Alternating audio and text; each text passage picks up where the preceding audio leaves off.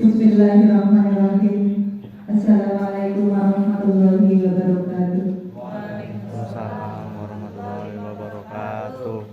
Yang Ibu Kepala SMP Negeri 4 Majenang, yang saya hormati Bapak Ibu Guru SMP Negeri 4 Majenang.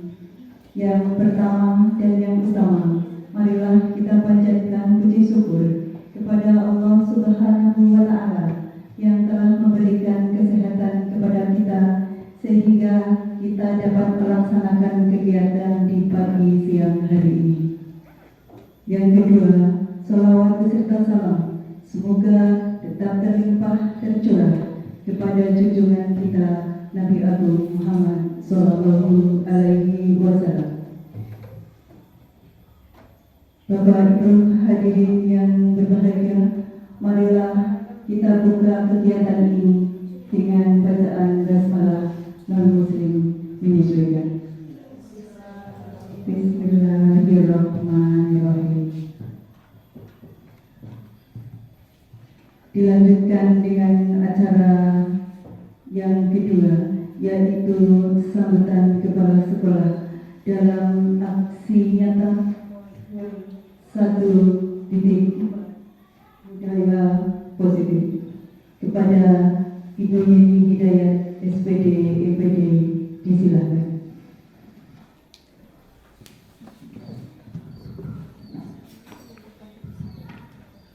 Ya, terima kasih. Selamat siang Bapak Ibu. Yang saya hormati Bapak Ibu guru serta karyawan SMP Negeri 4 Majenang.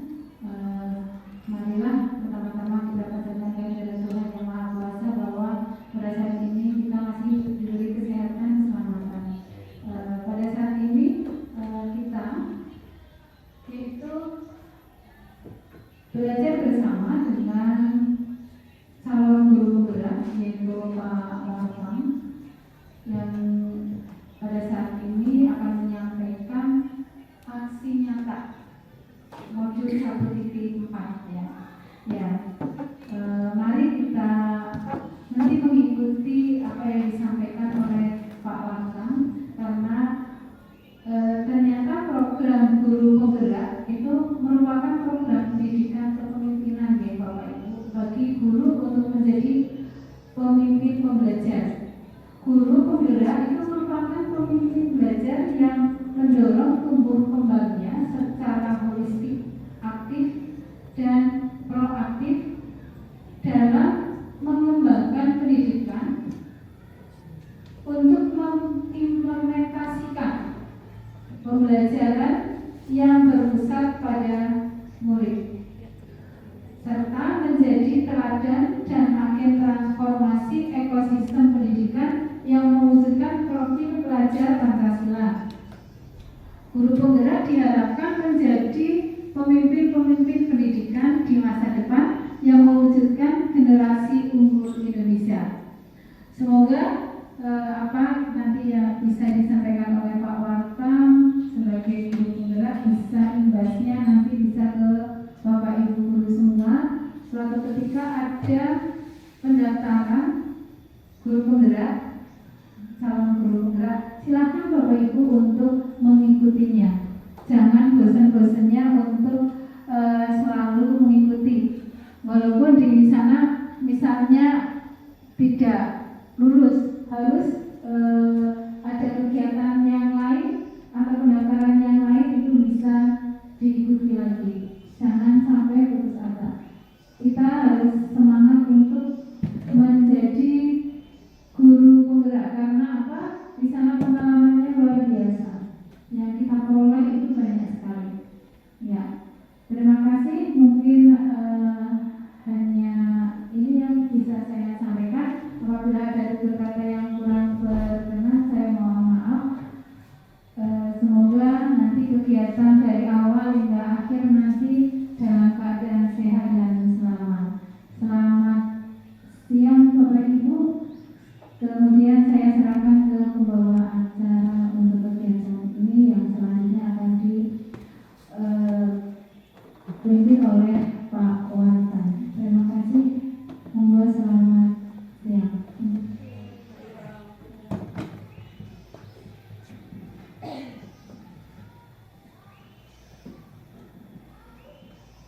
Bapak Ibu yang saya hormati, sampailah kita kepada aksi nyata budaya positif yang akan disampaikan oleh Bapak Wartam SPD. Waktu sepenuhnya kami berikan.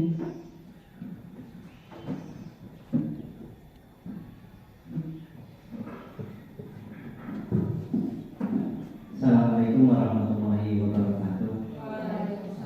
Alhamdulillah, salatu wassalamu ala rasulillah wa alihi wa sahbihi wa man. Ibu para sekolah yang saya hormati, Bapak Ibu yang saya hormati pula, sebelumnya saya mengucapkan terima kasih kepada Ibu kepala sekolah yang sudah mengizinkan melaksanakan kegiatan ini, dan untuk Bapak Ibu yang sudah meluangkan waktunya. Jadi nanti mungkin Bapak Ibu bisa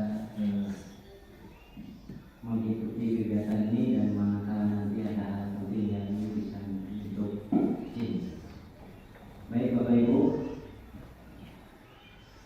saya mau izin untuk kesempatan ini untuk berbagi pengalaman saya pribadi, dan kebetulan kita sudah melaksanakannya, yaitu tentang hal yang saya pelajari di modul 1.4, yaitu terkait dengan budaya positif. Dan harapannya mudah-mudahan ini nanti bisa kita diskusikan, kemudian kita terapkan di sekolah kita. Yang pertama mungkin ini saya mengajukan sebuah pertanyaan, apakah Bapak Ibu setuju dengan 3 pernyataan tersebut? Jadi yang pertama, hukuman dapat mendisiplinkan anak. Yang kedua, pemberian hukuman dengan hal positif seperti membaca atau membersihkan halaman sekolah dapat meningkatkan disiplin anak. Dan yang ketiga, memberi penghargaan dapat meningkatkan motivasi belajar anak. Kira-kira Bapak Ibu dari pernyataan 1, 2, 3 adakah yang tidak setuju? Setuju kayaknya Bapak Ibu ya? Sama, awalnya saya sendiri juga setuju 100% begitu, tapi setelah belajar ini ternyata ya setujunya agak berkurang, karena ternyata di dalamnya ada hal-hal yang nanti bisa kita diskusikan. Dan insya Allah Bapak Ibu sudah sedikit banyak mempelajarinya di PMM, di sana ada, jadi mudah-mudahan nanti kita bisa sharing. Nah, terkait dengan budaya positif, tentu menjadi pertanyaan kita, apa itu budaya positif? Jadi budaya positif saya nukil dari modul. Di sini dimaknai dengan suatu pembiasaan yang bernilai positif, yang di dalamnya mengandung sejumlah kegiatan yang mampu menumbuhkan karakter murid. Berarti budaya positif itu kan banyak, ya. Saya kira di kita sebenarnya sudah banyak. Maka memang tugas kita adalah menggali pembiasaan-pembiasaan apa yang bisa mewujudkan tadi, yaitu karakter murid. Nah, di sini keterangannya budaya positif itu perlu dibangun dalam suatu kelas. Nah, terkait ini, terkait budaya positif, ada beberapa hal yang mungkin ingin saya sampaikan. Yang pertama tentang disiplin positif dan nilai kebajikan universal. Nah, pertama tentunya kita perlu bertanya, apa itu makna disiplin? Di sini yang saya dapatkan, nanti bisa kita diskusikan. Jadi disiplin itu dari bahasa Latin ternyata disiplin, benar ya? Disiplina, yang artinya belajar. Benar nggak itu bahasa ya? Atau Bu ini bahasa ini bahasa Latin. Bahasa Latin. Oh iya. Bu ini bahasa Indonesia ya. Ya itu katanya mananya belajar. Nah di sini mana kata disiplin sering berubah menjadi sesuatu yang dilakukan seseorang pada orang lain untuk mendapatkan kepatuhan, atau ada juga yang mengatakan bahwasanya disiplin itu menghubungkan kata disiplin dengan ketidaknyamanan, bukan dengan apa yang dihargai ataupun pencapaian suatu tujuan mulia. Sehingga kalau dirangkum, disiplin itu kurang lebih maknanya belajar kontrol diri dengan menggali potensi kita agar tercapai tujuan mulia, yaitu sesuatu yang menjadi seseorang yang kita inginkan berdasarkan nilai-nilai yang kita hargai. Mungkin nanti mari bersama-sama kita pelajari ini, khususnya yang ahli bahasa, karena saya sendiri itu ada beberapa kalimat yang mungkin belum begitu menguasai betul. Mudah-mudahan nanti dengan saya bisa lebih paham. Terus selanjutnya,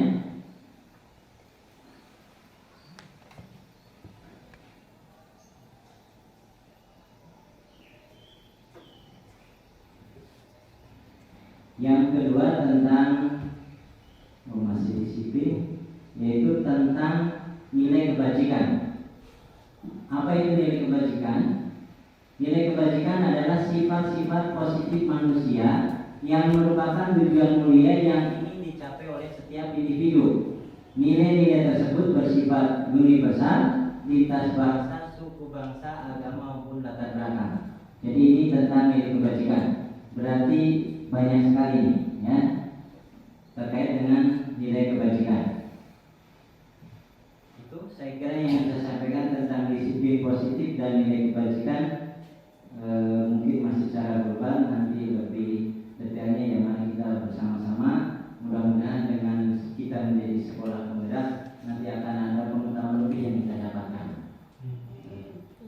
Mulai kapan ya Bu untuk sekolah penggerak Bu? Kegiatan Februari ini, berarti siap-siap Bapak Ibu ya. Dan kebetulan CGP juga sudah mulai, mungkin Pak Presiden juga sudah ada jadwalnya, dan mohon Bapak Ibu yang lain yang masih memenuhi kriteria, marilah bersama-sama ini. Untuk selanjutnya kita akan sampaikan sedikit tentang teori motivasi, hukuman dan penghargaan. Mungkin tadi di awal sudah kita sampaikan terkait dengan hukuman. Nah di sini untuk teori motivasi itu ada 3. Yang pertama yaitu untuk menghindari ketidaknyamanan atau untuk menghindari hukuman. Jadi seseorang itu termotivasi berbuat itu karena satu, yaitu untuk menghindari hukuman. Nah ini berarti motivasinya adalah eksternal, dari luar. Jadi ketika hukuman tidak ada, bisa saja keinginan untuk berbuatnya menjadi hilang. Biasanya ini contoh yang terungkap, biasanya apa yang akan terjadi apabila saya tidak melakukannya. Kemudian yang kedua, motivasi untuk mendapatkan imbalan dari orang lain atau institusi. Ini pun sama, sifatnya masih eksternal. Contohnya, apa yang akan saya dapatkan apabila saya melakukannya? Mungkin contohnya motivasi kita menolong seseorang. Bisa saja karena pamrih seperti ini, ya. Saya mau menolong dia dengan harapan dia akan memberi apa dengan saya. Kemudian yang ketiga, motivasi ini yang diharapkan yaitu untuk menjadi orang yang mereka inginkan. Artinya kita punya idola begitu ya, dan menghargai diri sendiri dengan nilai-nilai yang mereka percaya. Di sini contoh kalimat yang terungkap misalnya adalah saya akan menjadi orang yang seperti apa bila saya melakukannya. Nah, di antara ketiga motivasi ini tentunya kita berharap kita bisa mengarahkan putra-putri kita itu untuk bisa memiliki motivasi yang ketiga dan semaksimal mungkin untuk menghindari yang pertama, yaitu mereka termotivasi karena takut akan adanya hukuman. Walaupun ini sulit tapi tetap kita berusaha. Dan terkait ini mungkin kita pernah dengar, saya kira sudah semuanya, adanya hukuman dan konsekuensi. Ini dua istilah yang mungkin mirip, tetapi kalau kita telah ada beberapa perbedaannya. Di sini yang pertama, hukuman itu adalah sesuatu yang menyakitkan yang harus terjadi. Jadi ketika anak melanggar misalkan suruh push up, kan saya kira nggak ada anak yang disuruh push up senang ya. Pasti ya ada mungkin rasa kecewa, sakit hati dan seterusnya. Sedangkan konsekuensi adalah sesuatu yang memang harus terjadi ya. Nanti kita lihat beberapa contoh, beberapa kejadian ini adalah hukuman dan ini adalah konsekuensi. Kemudian yang kedua, hukuman itu membuat anak sakit, baik fisik maupun hati untuk jangka waktu yang lama. Jadi mungkin di antara kita yang mohon maaf sering memberi hukuman, mohon untuk sedikit mulai merenungkan ya, karena yang namanya sakit, khususnya sakit hati gitu ya, biasanya akan terbawa sepanjang masa. Saya kira kita semua punya pengalaman lah dengan bapak ibu guru kita ya. Saya yakin kita punya pengalaman baik yang menyenangkan maupun yang kurang menyenangkan. Sedangkan konsekuensi ini sifatnya hanya membuat anak merasa tidak nyaman dalam jangka waktu yang pendek. Jadi tidak terus menerus, dan biasanya kalau konsekuensi itu sudah diberitahu dulu. Jadi misalkan kamu melanggar, maka nanti kamu harus begini, begitu. Maka mereka tentunya menyadari ketika contoh mereka misalkan datang terlambat, konsekuensinya mungkin harus menemui guru tertentu dan sebagainya. Ini sudah diketahui dari awal. Kemudian berikutnya, hukuman itu menjadikan anak membenci kedisiplinan, jadi cenderung menolak gitu. Sedangkan konsekuensi, anak itu cenderung menghargai disiplin. Kemudian hukuman itu bersifat paksaan, sedangkan konsekuensi itu mereka berpikir mungkin mengiyakan. Contoh misalkan dia merusak punya temannya, kemudian diminta mengganti, itu kan konsekuensi ya. Tentu ketika masih bisa berpikir jernih, anak tersebut tidak akan menolak. Kemudian hukuman ini bisa mendorong anak untuk menyakiti diri sendiri, sedangkan konsekuensi mendorong anak agar mudah untuk menyesuaikan diri. Berikutnya, hukuman itu konsep diri yang buruk, artinya saya kira bisa dipahami ini. Kemudian untuk konsekuensi ini konsep diri yang baik. Berikutnya, dengan hukuman anak belajar untuk menyembunyikan kesalahan dan bagaimana mereka berusaha untuk tidak dihukum ya, maka kesalahan-kesalahan tersebut berusaha untuk disembunyikan. Sedangkan dengan konsekuensi anak belajar untuk mematuhi peraturan. Jadi mungkin sepertinya sama-sama Bapak Ibu ya. Saya sendiri belum paham betul, tapi minimal dengan adanya ini memberi pencerahan kepada kita semua. Ternyata masih ada hal yang masih perlu kita diskusikan.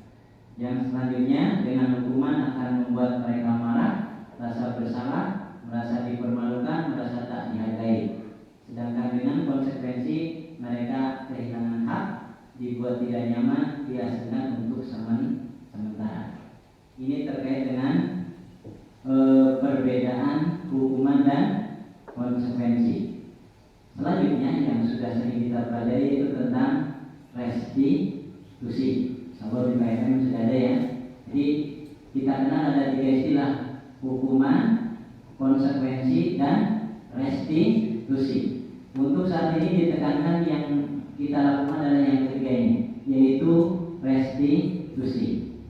Kurang lebih maknanya restitusi adalah proses menciptakan kondisi bagi murid untuk memperbaiki kesalahan mereka, sehingga mereka bisa kembali pada kelompok mereka dengan karakter yang lebih kuat.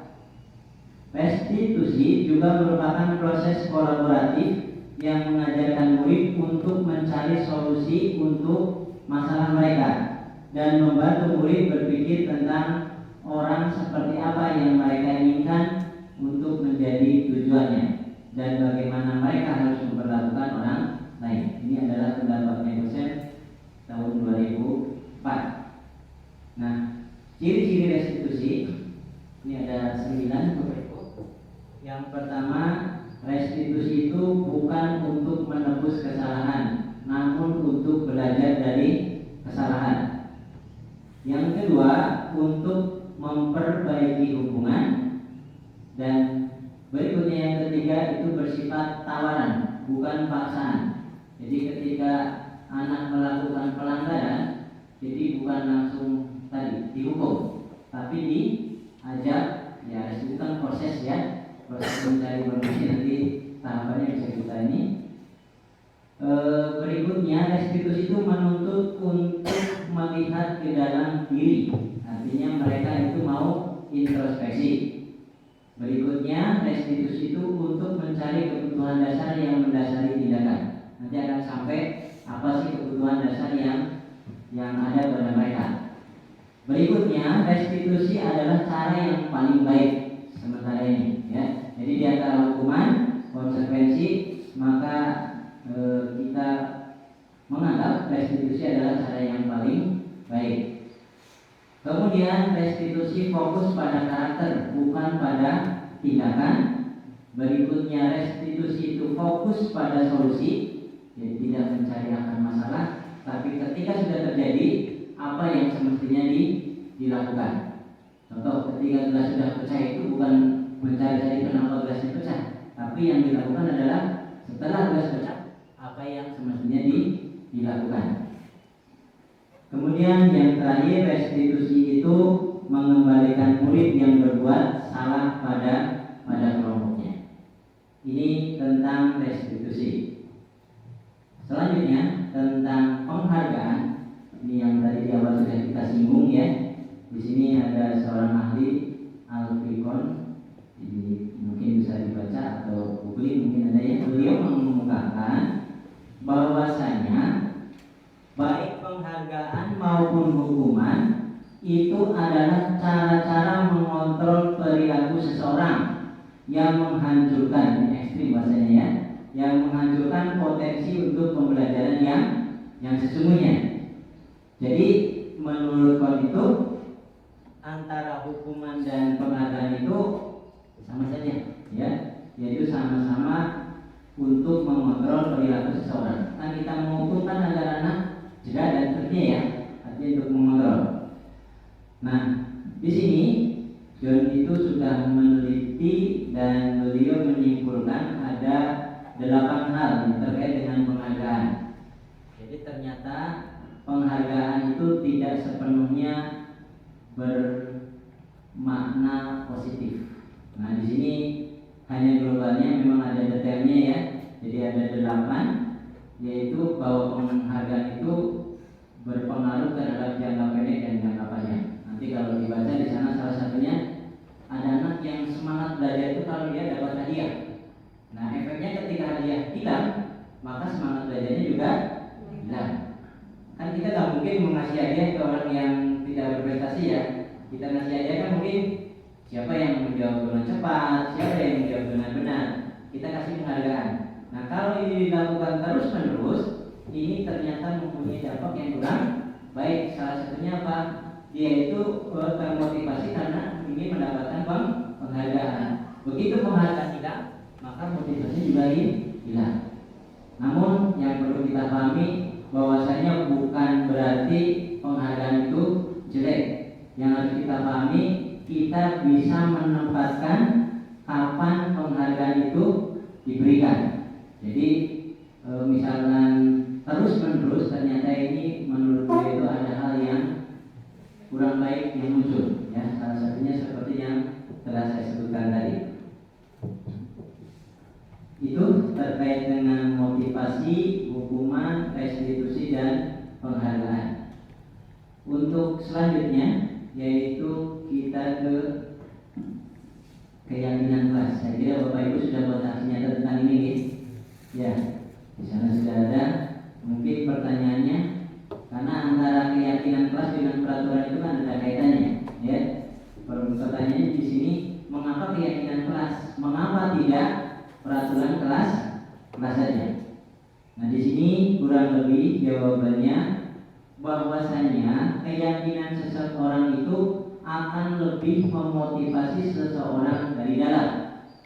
Seseorang akan lebih tergerak dan bersemangat untuk menjalankan keyakinannya dari daripada hanya sekedar mengikuti serangkaian peraturan yang tertulis yang mungkin bagi anak-anak tertentu itu tanpa makna.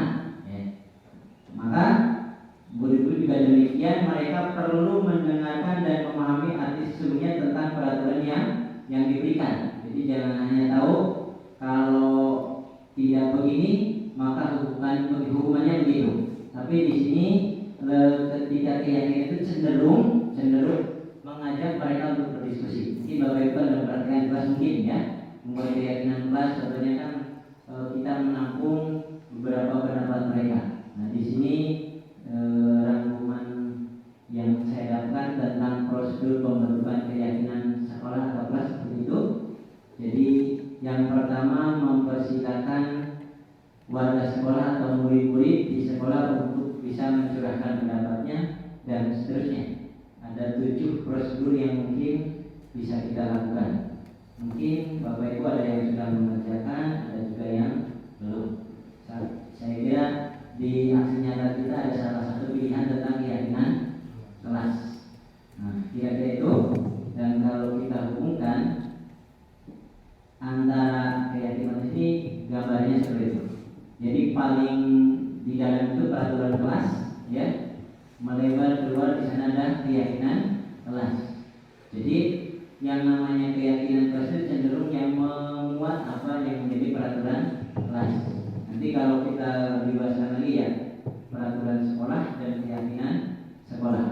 Dan nanti pada akhirnya ketika ini semua terwujud, maka akan muncul sebuah budaya positif. Untuk selanjutnya terkait dengan tadi yang sudah disinggung di sana, yaitu tentang kebutuhan dasar manusia. Jadi di modul ini disebutkan ada 5 dasar kebutuhan dasar manusia ini. Yang pertama yaitu kebutuhan untuk bertahan hidup atau survival. Berikutnya yaitu kebutuhan untuk menguasai, penguasaan. Selanjutnya kebutuhan untuk mendapatkan kebebasan, ya, kebebasan. Selanjutnya untuk mendapatkan kesenangan, dan yang terakhir yaitu untuk mendapatkan cinta dan kasih sayang. Kalau kita cek perilaku kita pasti tidak lepas dari ini, ya. Dari mungkin ingin bertahan hidup, ingin menguasai, kan gitu. Kan ada anak-anak yang cenderung mempunyai karakter orang lain harus tunduk kepada saya. Berarti dia mempunyai kebutuhan tentang penguasaan, ya. Atau juga ada anak yang cenderung semuanya sendiri.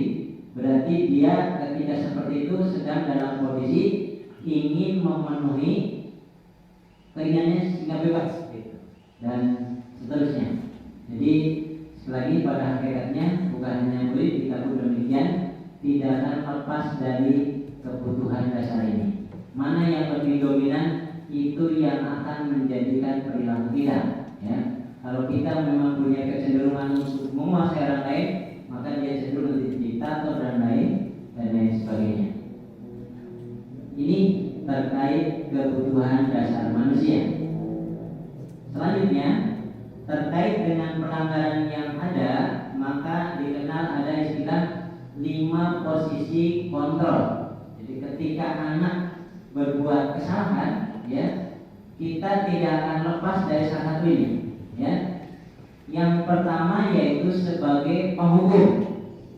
Kemudian yang kedua, pembuat merasa bersalah. Yang berikutnya sebagai teman, dan yang keempat sebagai pemantau. Kemudian yang terakhir adalah sebagai manajer.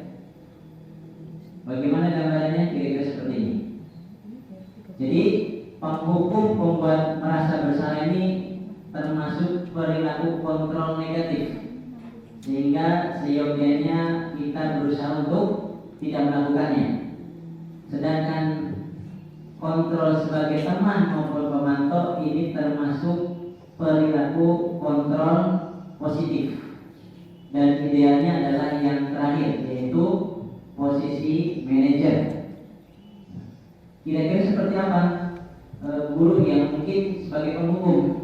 Di situ contohnya adalah menghardik, menunjuk-nunjuk, menyakiti, menyindir.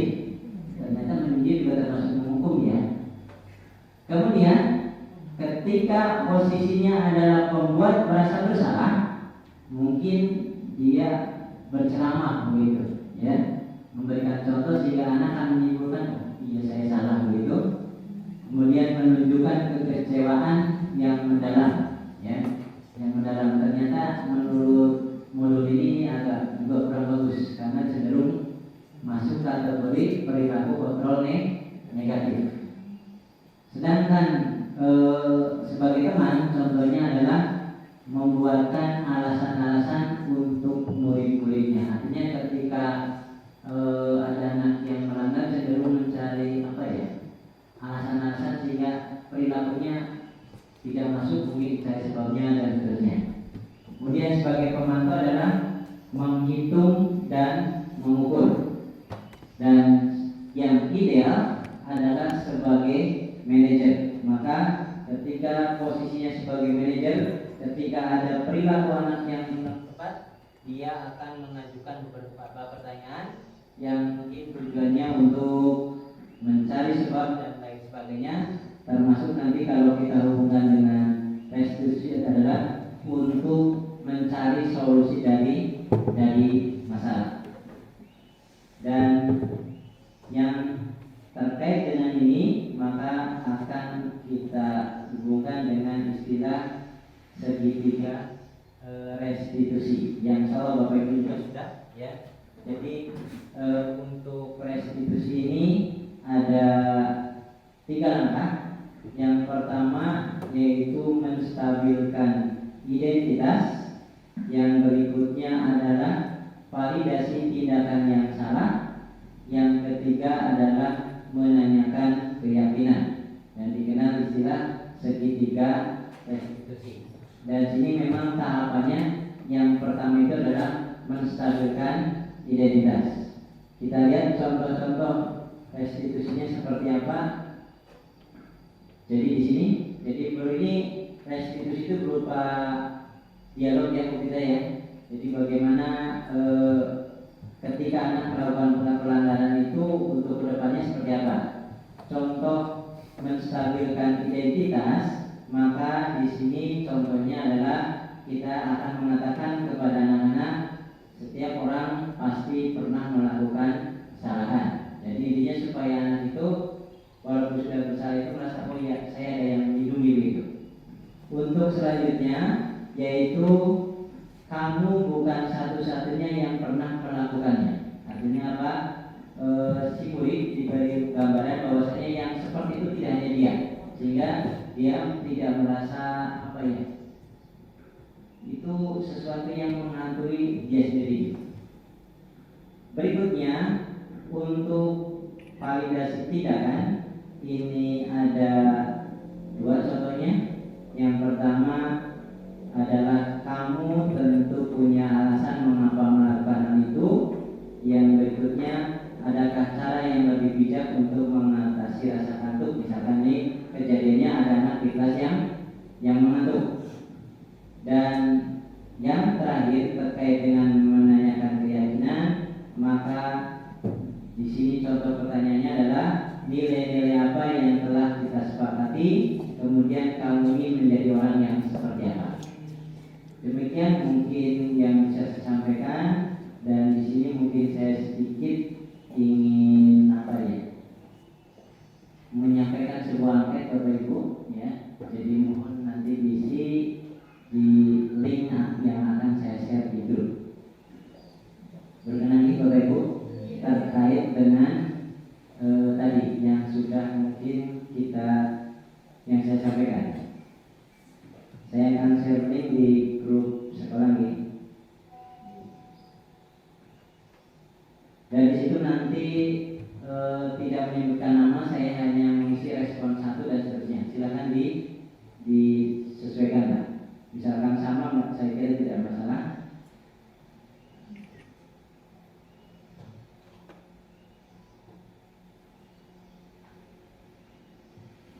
Ini di grup sudah saya share, kita lihat di situ intinya pertanyaan tentang untuk membedakan antara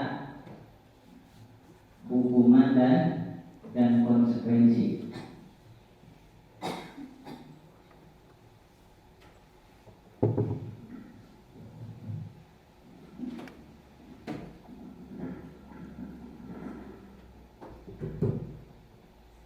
Ini untuk respondennya bebas. Bebas. Ya, sengaja tidak pakai nama nih, monggo artinya responnya di sebagai satu poin. Jadi sampai berapa ya? 10 kalau nggak salah ya.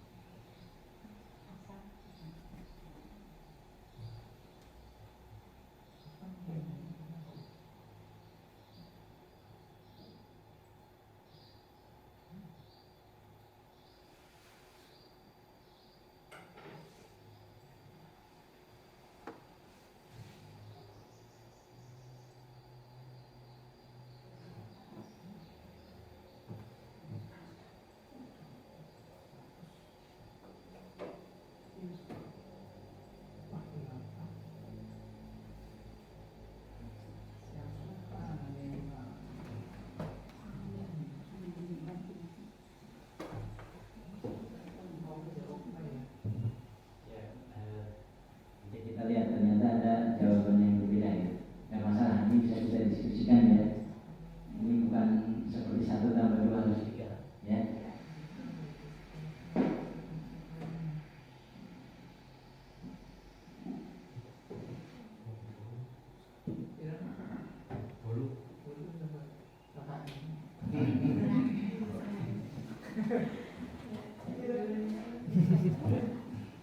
Kayaknya kalau untuk melalui seperti ini juga tidak semudah itu ya.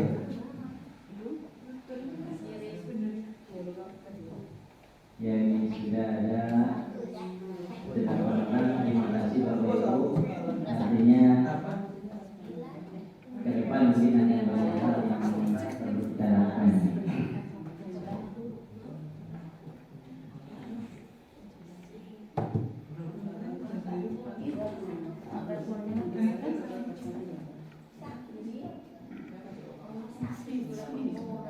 Ya, ini ternyata yang satu pun sudah berbeda ya. Mencatat 100 kali di dalam buku kalimat, saya tidak akan terlambat lagi. Ini mungkin kita lakukan ya. Mungkin saking kesannya itu suruh nulis 100 kali. Nah, yang seperti ini termasuk hukuman apa? Konsekuensi. Hukuman ya. Tapi ini ada yang jawab konsekuensi juga nih. Ya. Jadi biasanya kalau konsekuensi itu yang saya paham itu sudah ada kesepakatan dulu. Kalau kayak ini kan, iya, ya, jadi mereka sudah tahu gitu loh, ya, mereka sudah tahu. Tapi ya nggak apa-apa lah, ini kan pendapat ya. Dan kalau kita lihat ini yang pendapatnya homogen itu hanya 2 ya. Menggantikan kertas tugas teman yang telah dicoret-coret cukup jelas. Ini adalah konsekuensi. Kemudian yang kedua yang sama semua adalah membersihkan tumpahan air di meja tulis karena tersenggol pada saat belajar. Untuk yang lainnya kalau kita lihat ini ada beberapa yang berbeda. Saya pikir hal yang wajar. Gimana Pak? Yang bersihkan WC karena mematahkan pensil kawannya. Itu hukuman apa maksud? Kirain hukumannya ternyata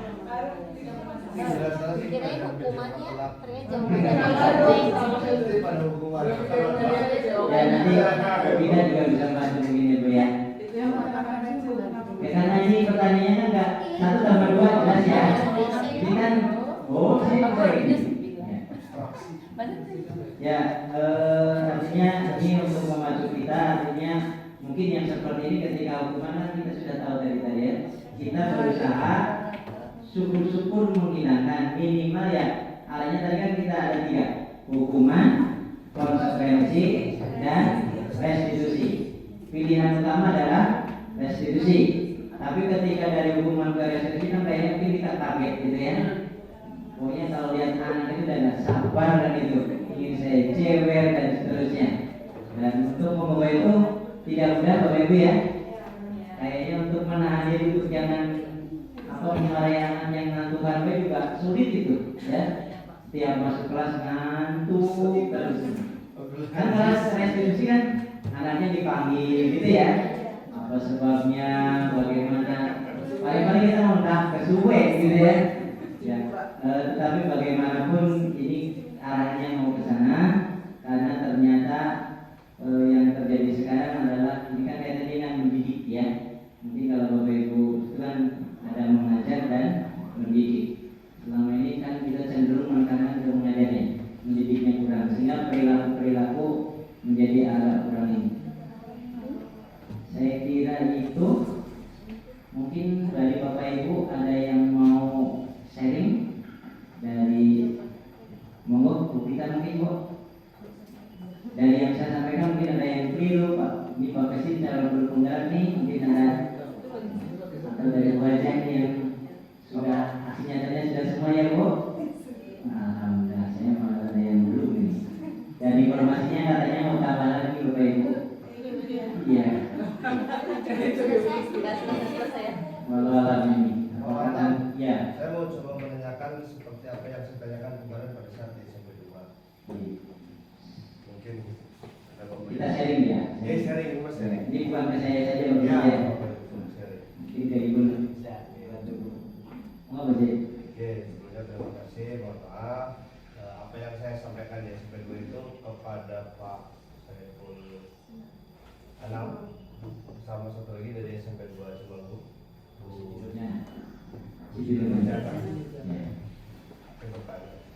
Kebetulan pembahasannya pas, positif ya. Nah, untuk mencapai tingkat restitusi saya kalau memang rutinnya kan dari restitusi sampai kepada hukuman, tapi yang terjadi hari ini adalah hukuman, konsekuensi sampai tiba di restitusi ini. Kalau itu saya tanya, Bu, Pak, mohon maaf izin bertanya. Bisa tidak kalau logikanya kita balik? Obstruction of justice hari ini tibanya kok kenapa di tenaga pendidik? Ada nggak PMM, platform Merdeka Mengajar yang diserahkan kepada KPAI? Untuk apa? Untuk terus kemudian memberikan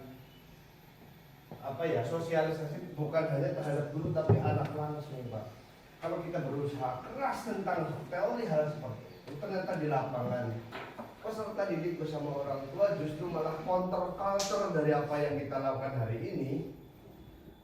Saya bilang waktu itu, saya berani jamin kayaknya sampai 100 tahun gunakan seperti ini terus. Nah, jawaban Pak Saiful Anam, diikuti mawon dulu. Maksud saya, betul tidak sih hal seperti itu ketika kemudian kita menggali secara kesunyatan yang lebih dalam, ternyata memberikan hukuman, memberikan konsekuensi dengan terus memberikan konsekuensi kan harus sebelumnya ada perjanjian kelas dulu gitu, baru ada muncul konsekuensi. Kalau tidak ada perjanjian kelas, ya sepertinya yang timbul ada hukuman. Seperti tadi jawaban nomor 8 dan nomor 9 itu kan, kenapa rata-rata saya pasti itu salah itu pelajaran PJOK. Karena kita tidak tahu pelajaran PJOK ada komunikasinya dulu apa belum. Kalau kita menyenggol gelas jatuh, itu sudah jelas konsekuensi, kita bersihkan. Kalau kita buang air, itu jelas konsekuensi, harus kita siram. Tapi ketika masing-masing guru, ini sama pertanyaan saya, ketika masing-masing guru mempunyai teori dan metode mengajar sendiri-sendiri, artinya apa? Artinya kita sama-sama buta untuk menjustifikasi bahwa wah iya ini konsekuensi, wah iya ini hukuman. Kenapa? Karena padanannya kita belum jelas juga ternyata Pak. Mesti rata-rata salah, pelajaran PJOK mesti rata-rata hukuman. Ya kan? Kenapa? Karena kita tidak tahu yang dilakukan oleh guru PJOK itu sudah ada komunikasi belum sebelumnya. Makanya mesti jawab hukuman, bukan konsekuensi. Tidak sama seperti yang saya tanyakan kemarin di SMP 2. Kebetulan sama budaya positif. Lah pertanyaan saya, untuk meningkatkan hal itu, apakah perlu lagi Bu kita membuat kelas orang tua untuk menggali hal tersebut? Dan pada fakta dan kenyataannya saya sudah mencoba buat kelas orang tua.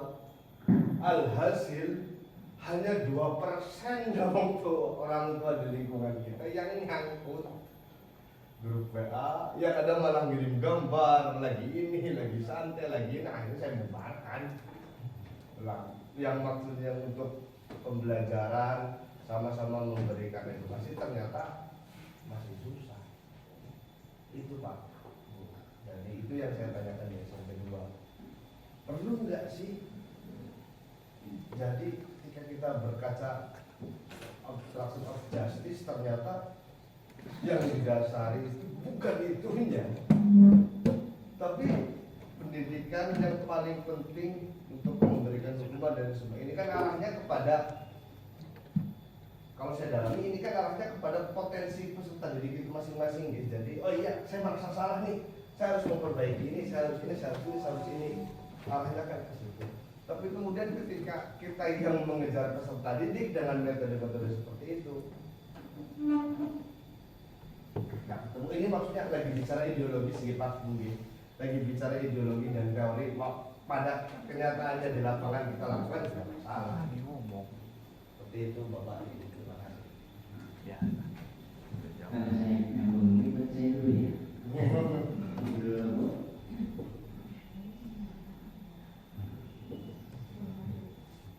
Ya, nanti Bu bilang ini yang saya tangkap begini.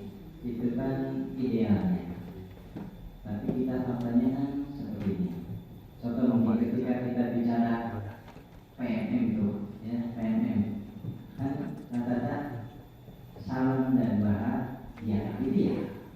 Jadi Bapak Ibu dengan itu agak asing apa tidak?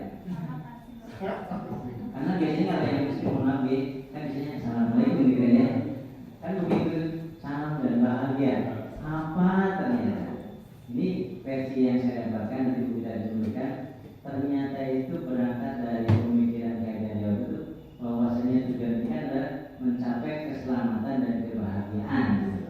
Hanya dari itu maka salam dan bahagia itu ketika saya ikut itu. Nah terkait dengan ini saya sih tidak menjawab ya, tapi saya juga sekedar berpendapat. Artinya fakta yang ada kan sudah seperti ini, dan memang kayaknya yang kita pelajari itu walaupun sudah kuliah, kayaknya saya sendiri baru kali gitu ya. Tutorialnya ini udah tahu dari dulu ya, tapi ternyata ketika diperdalami, oh ternyata ada mungkin tabula rasa pernah lah ya kita ya, tabula rasa pernah, tapi kan sekarang ini benar-benar di apa ya, dikupas begitu. Nah tadi kalau saya menanggapi bagus itu, kalau menurut saya sih, bagus sih.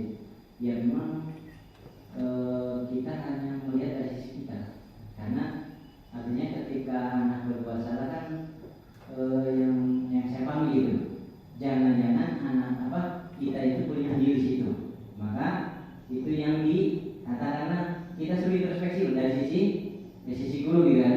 Memang ketika kita hubungan dengan anak misalnya bandel begitu ya, mau restitusi mau apa yang mudah-mudah gitu ya, tetapi minimal menurut saya itu bagus.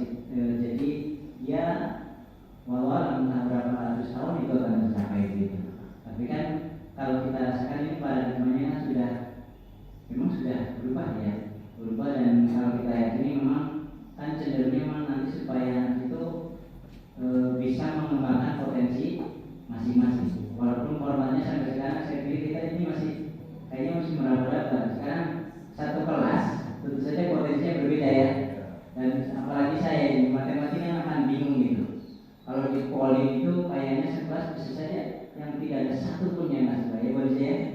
Jadi semuanya benci mungkin jangan fokus saja. Jadi kalau senang matematika kayaknya ngacung. Kalau paru mungkin paru ya. Ada yang senang nyanyi kan mungkin gitu kan. Nah, sekarang sama Pak Hari ya. Bahasa Inggris mungkin kayaknya ada juga tapi sedikit ya. Ya sedikit. Termasuk Bu Desi. Paling 1-2. Nah itu contoh artinya kalau saya sih menanggapi pendapatnya Pak Kesit ya itu sah-sah saja Pak Kesit. Dan mungkin memang yang bisa menjawab ini yang di sana. Artinya ini kita hanya mewacanakan. Nanti kalau Pak Kesit menyuarakan dengan banyak orang, mudah-mudahan didengar. Ya, contoh ketika PMM dulu kan nggak ada sertifikatnya, awal-awal kan nggak ada. Akhirnya dari komunitas itu komunitas guru dan ternyata kan sekarang muncul sertifikat walaupun syaratnya ada lumayan ya, harus divalidasi. Sudah divalidasi belum Bapak Ibu? Masih menunggu ya, menunggu dengan tahapan begitu. Ya.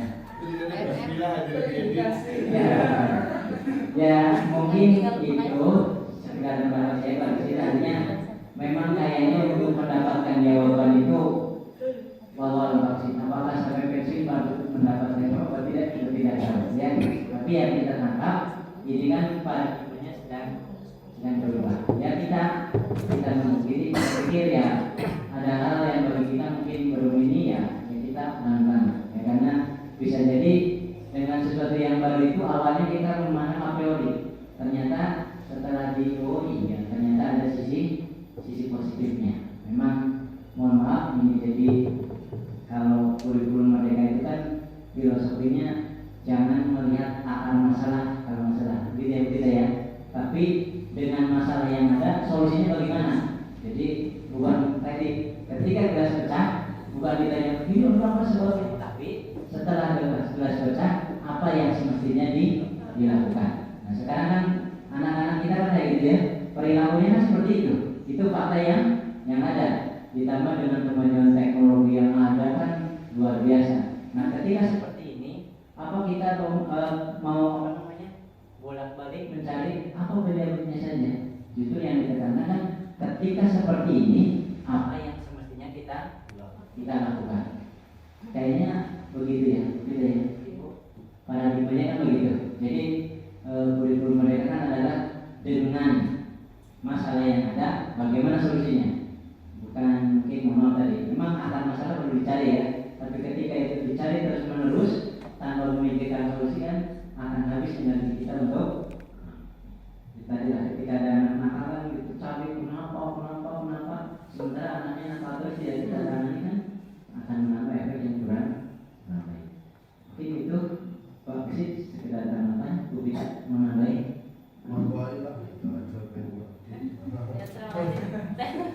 Saya menambahkan sedikit ya.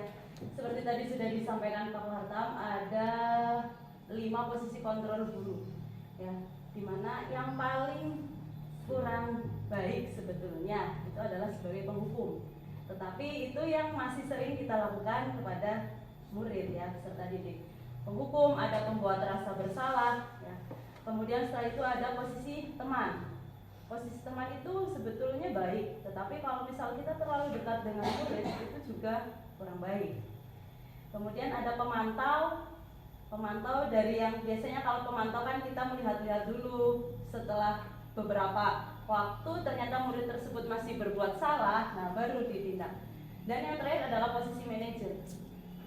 Ya, memang karena posisinya di sekolah ya Bapak Ibu, jadi kita yang sebagai pendidik di sini bertanggung jawab besar terhadap murid ketika di sekolah. Dari 5 posisi kontrol itu, yang paling baik adalah memang sebagai manajer, yang dimana murid tersebut ketika berbuat salah, murid tersebut ditanya kenapa, ya akarnya tadi. Kemudian bagaimana solusinya, itu murid tersebut diharapkan bisa mencari solusinya dulu ya. Jadi tanpa kita memberikan solusi dulu, apakah murid tersebut bisa memberikan solusinya sendiri. Tetapi hal itu terkadang sulit ketika ditanyakan kepada murid yang memang sangat bandel ya. Tetapi bagaimana caranya, mungkin dari beberapa murid yang mempunyai kesalahan ya, itu bisa dilakukan ya. Karena posisi kontrol yang baik memang sebagai manajer. Apakah semuanya harus sebagai manajer? Tidak, kita bisa masih boleh ya melakukan posisi kontrol sebagai penghukum. Ya, penghukum sewaktu-waktu itu perlu. Ya. Kemudian pembuat rasa bersalah, membuat murid itu merasa bersalah. Biasanya kalau misal di antara 5 ini yang nadanya tinggi memang yang penghukum, karena biasanya kita memarahi muridnya. Ya. Tetapi kalau yang pembuat rasa bersalah dengan rada memelas pun murid tersebut bisa merasakan bersalah. Kenapa posisi yang baik itu manajer? Harapannya murid tersebut setelah membuat kesalahan dia bisa memposisikan diri bagaimana sih solusi dari masalah yang kita lakukan. Ya. Jadi harapannya murid tersebut bisa menjadi manajer untuk diri sendiri tanpa didorong oleh orang lain. Jadi agak susah juga memang membuat murid itu sadar ya, kalau misal seperti mungkin ada suatu kelas ya, anggap saja 8C ya, itu. Nah, membuat kelas itu terkadang kalau kita mengajar di kelas itu tuh agak heran ketika anaknya diem gitu. Tetapi itu biarkan saja coba. Ya, saya pernah ngajar rame dan diem karena kemarin 50 menit pertama ya, 2 jam pelajaran di 50 menit pertama lebih, dan di 20 sampai 30 menit akhir ya anak tersebut mungkin sudah capek kali ya, duduk ya, udah anteng bener-bener, udah mulai lagi jalan-jalan lagi dan lain sebagainya. Sepatu yang memang harus dilepas dipakai lagi, baju yang sudah rapi keluar lagi. Ya memang karena karakter dari murid itu sudah tertanam ya, kan dasarnya memang sudah ada. Nah, tinggal ternyata yang di up itu karakter buruknya, dan karakter buruk yang sudah mengakar itu agak sulit untuk dipendam ya. Nah, itu bagaimana caranya? Tinggal kita sebagai seorang guru memendam sedikit karakter buruknya, dan kita menggali karakter baik dari murid tersebut. Jika memang di kelas membuat onar dan lain sebagainya ya, kita coba minta tolong isi spidol, dia pasti akan diam isi spidol. Ya tinggal bagaimana kita untuk mengkondisikan murid-murid tersebut. Tetapi memang agak sulit ya, karena tidak mungkin semuanya sesuai dengan harapan kita. Ya pada kodratnya memang murid itu sukanya bermain ya Bapak Ibu. Jadi kita juga tidak bisa melarang murid tersebut bermain, karena memang pada dasarnya mereka senang bermain. Kalau bahasanya polisi ngandur pari pasti anak-anaknya Iya. Aku itu motivasi paling bagus itu ngandur pasti. Iya ya, kalau kita nanam padi kan nggak mungkin padinya semuanya bagus, pasti ada yang ya, ada yang ada rumputnya, ada yang kena hama, dan ada yang tidak bagus ya itu. Kita menanam pohon jagung, nggak mungkin jagungnya semuanya hidup ya, pasti ada yang mati dan ada yang tidak bagus. Nah, seperti itu sama seperti murid ya, pasti ada yang unggul, ada yang biasa saja, dan ada yang tidak unggul. Ya mungkin itu saja ya, karena kita sebagai seorang guru ya mengajak murid dan kita sendiri untuk memperoleh keselamatan dan kebahagiaan setinggi-tingginya mungkin. Terima kasih, mungkin itu dari saya. Wassalamualaikum warahmatullahi wabarakatuh. Saya mungkin nggak usah kedengaran kan sampai Bismillah. Assalamualaikum warahmatullahi wabarakatuh. Terima kasih kepada hukuman dan yang paling tinggi restitusi itu ya, Bapak Ibu. Saya juga sudah mencoba semampu dan sebisa saya untuk ke arah sana. Yang pertama tadi yang disampaikan oleh Pak Farhan, bagaimana caranya untuk apa sih ya, itu tadi anak yang mengantuk. Tadi saya dengar tuntutan di sana, suruh cuci muka. Sudah cuci muka, ternyata malah senang gitu loh. Jadi Bu saya ngantuk cuci muka, gitu malah kayak gitu. Jadi anak itu, kok bisa lebih dari 2 nih? Terus dia bilang, malah senang gitu. Cuci muka saya ngantuk cuci muka. Nah, kemudian ke berikutnya di kelas itu akhirnya saya tawarkan bagaimana kalau pas pelajaran saya bawa minyak angin ya. Maksudnya saya hanya bawa taruh. Ternyata anak, Bu, apa itu nanti ditaruh? Saya bawa ya. Ternyata di kegiatan itu pertemuan berikutnya tidak ada anak yang ngantuk. Gitu. Kemudian selanjutnya di kelas tadi kelas 8C. Ya memang Pak, memang adanya seperti itu. Saya sebut kelasnya. Kita akan tadi berposisi sebagai tidak penghukum ya. Nah, beberapa anak sebutlah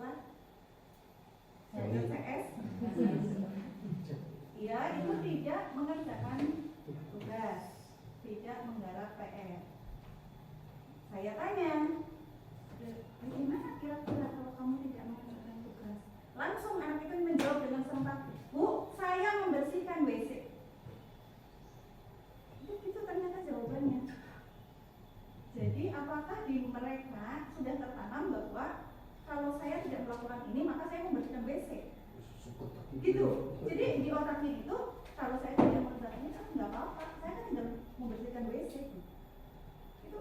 Tapi itu anak itu jadi itu Pak. Jadi ternyata untuk ke arah tadi kita tidak menghukum itu ternyata ya memang butuh waktu, butuh latihan, butuh kesabaran seperti itu. Mungkin dari saya, terima kasih. Assalamualaikum warahmatullahi wabarakatuh. Terima kasih. Sudah siang ya. Nah ini kalau diskusinya sebenarnya menarik juga ya, apalagi curhat ya. Ya, mungkin intinya seperti itu, artinya kita mengarah ke sana. Tadi tentang posisi kontrol, itu kita sudah menyampaikan, artinya bukan tidak boleh sama sekali ya. Artinya ada keadaan itu yang memang harus gitu. Cuma ini sekedar pengetahuan kita, idealnya. Tapi kan yang namanya ini kan tidak bisa istilahnya bertepuk sebelah kanan ya. Bertepuk kan harus sebelah kanannya ya. Ketika murid, guru klop jadi itu.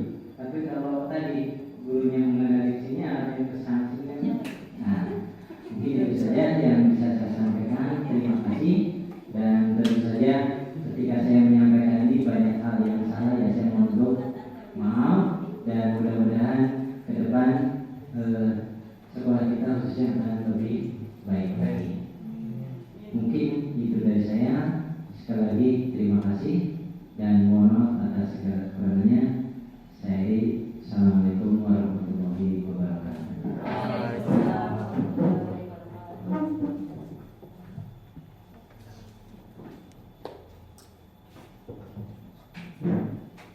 Bapak Ibu, para hadirin yang saya hormati, demikianlah aksi nyata yang telah dipaparkan oleh Pak Warta dan diskusi yang menarik. Mudah-mudahan bermanfaat bagi kita semua. Marilah kita akhiri kegiatan ini dengan bacaan hamdalah bersama-sama. Alhamdulillahirabbil alamin. Subhanallahumma wa bihamdika asyhadu an la ilaha illa anta astaghfiruka wa atubu ilaik. Walhamdulillahirabbil alamin. Wassalamualaikum warahmatullahi wabarakatuh.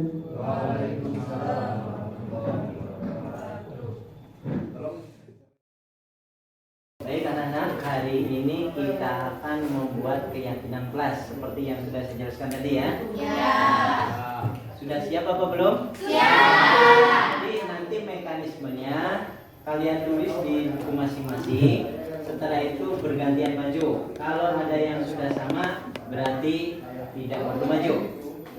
Bisa dipahami? Bisa. Saya beri waktu 5 menit untuk menuliskan di buku. Cukup apa kurang? Cukup. Baik, silakan ditulis dulu. Setelah itu acungkan jari yang mau maju menulis di papan. Ya. Silakan dimulai. Baik, yang sudah selesai boleh maju ya. Silakan. Mungkin lebih dari satu nggak apa-apa ya. Sebelah kita bagi 2 lah. Ayo.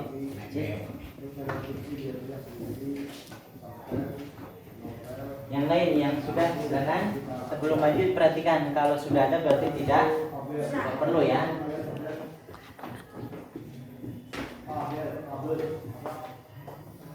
Ayo yang lain memakai seragam maka oke.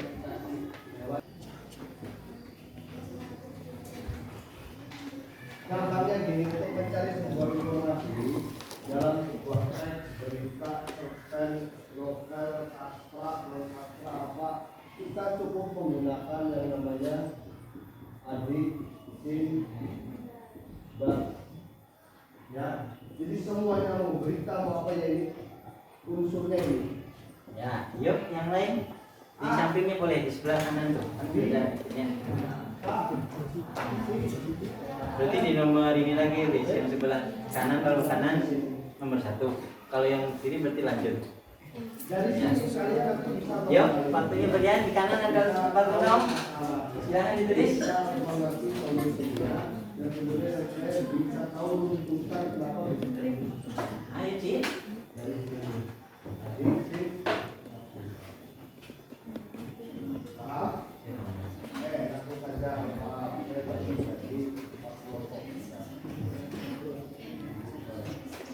kelompok satu, 1, 2, 3, 4, 5, 6. Kelompok 2, 1, 2, 3, 4, 5, 6. Kelompok 3, 1, 2, 3, 4, 5, 6. Ya, jadi Silakan berkumpul di kelompok masing-masing.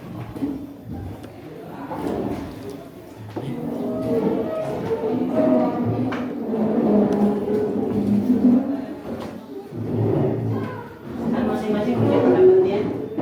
Oh, saya pendapatnya sama gitu ya. Sama ya.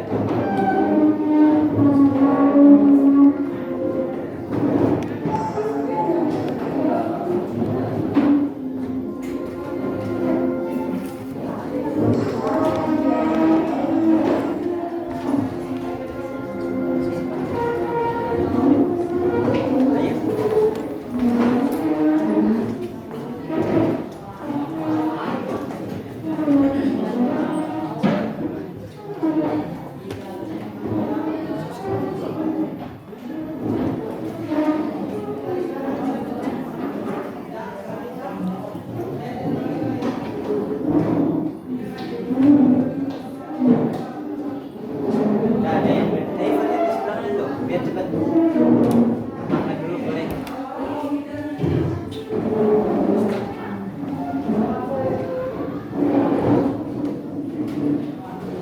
Sudah, Cik.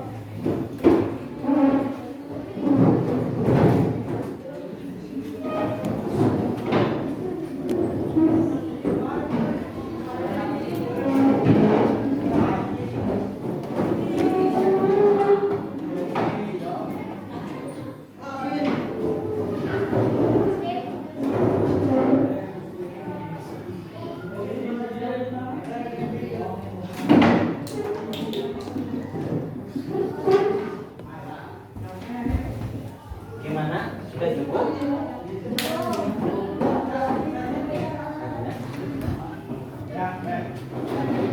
Oh, sudah ada ya.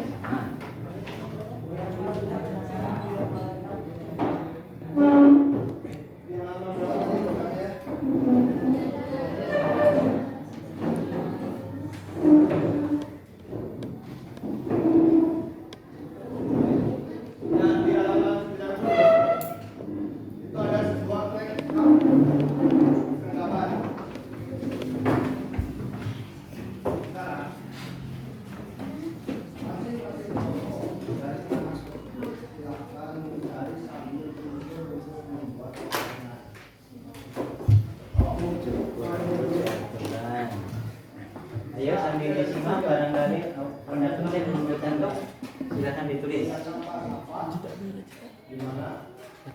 Apa? Siapa? Mengapa? Bagaimana? Masalahnya? Memperhatikan guru yang salah menjelaskan. Yuk, ada lagi? Setelah seseorang muncul buat pertanyaan dan jawabannya ada di analisis. Ya, kita duduk silakan satu dan satu suka berjawab. Pokoknya jatuh ke kelompok. Paham ya? Silakan berjalan. 10 menit.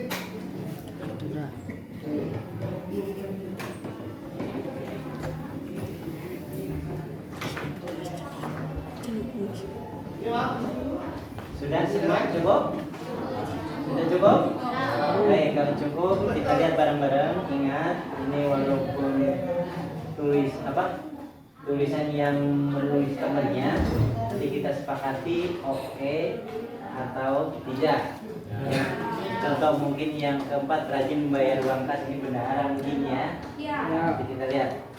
Yang pertama, memakai seragam lengkap. Setuju ya? Setuju. Yang kedua, mengerjakan PR di rumah, tidak di sekolah. Setuju. Ada yang Tidak. Dijawab PG. 3. Mengerjakan piket sesuai dengan jadwalnya masing-masing. Betul ya? Setuju ya? Setuju. Terus yang keempat, rajin membayar uang kas. Nih. Setuju? Setuju. Membantu teman saat kesulitan. Setuju. Setuju. Mencukur rambut sesuai aturan di laki-laki ya? Iya. Setuju? Setuju. Yang laki-laki setuju apa tidak? Setuju. Kalau itu sudah nggak apa-apa ya. Rijal juga nggak apa-apa ya. Ini beda gitu kan ya. Jangan tersinggung ya toh. Oke.